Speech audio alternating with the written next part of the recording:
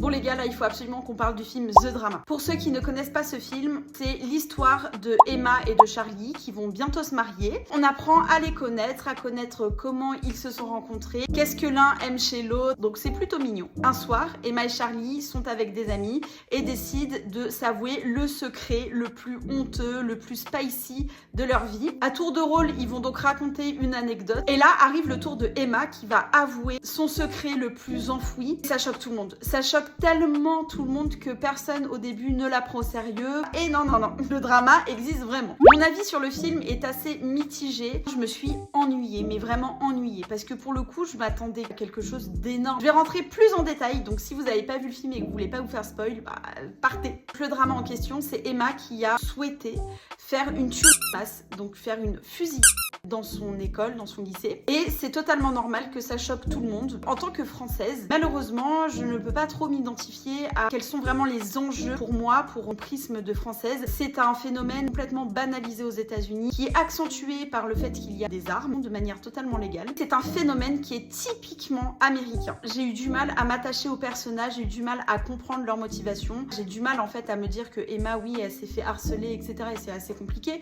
Mais de là à vouloir prendre l'arme de son père, enfin, c'est quand même assez extrême. J'ai trouvé que Rachel avait surréagi puisque finalement si c'est dû à de l'harcèlement, bah, en fait le vrai problème c'est surtout le système éducatif américain et non pas Emma. Le pire ça a été le futur mari qui pour le coup a fait mais n'importe quoi. Au lieu de vraiment avoir la discussion, essayer de comprendre si Emma elle a changé ou pas, pourquoi elle a essayé de faire ça, enfin je sais pas, essayer de creuser le sujet. Et cet ennui s'est accentué par le manque d'alchimie entre Emma et Charlie, entre Zendaya et Robert Pattinson. L'énergie de ces deux acteurs est tellement différente. En fait, ils ne vont pas ensemble, tout simplement. Le couple ne me faisait pas rêver. Donc pour conclure, je mettrais 3 étoiles sur 5. C'est pourtant le genre de film que j'aurais pu aimer, mais la thématique malheureusement a tout gâché. Et juste, c'est un film qui ne peut pas être diffusé à l'international parce que c'est une thématique qui est typiquement américaine. Et le réalisateur, du coup, a réussi son pari. Ça ouvre au débat.